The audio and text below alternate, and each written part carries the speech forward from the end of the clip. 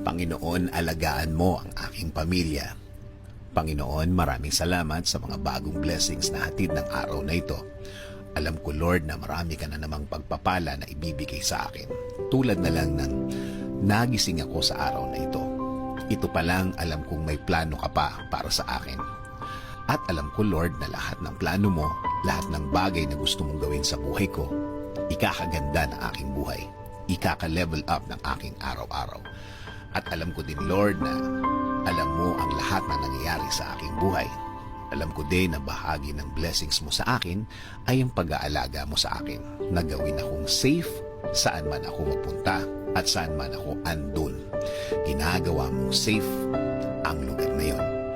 At alam ko, Lord, na since ikaw ang nanguna ng aking buhay, alam kong patuloy mo akong i-guide sa mga darating na araw at panahon. At sa lahat ng aking gagawin,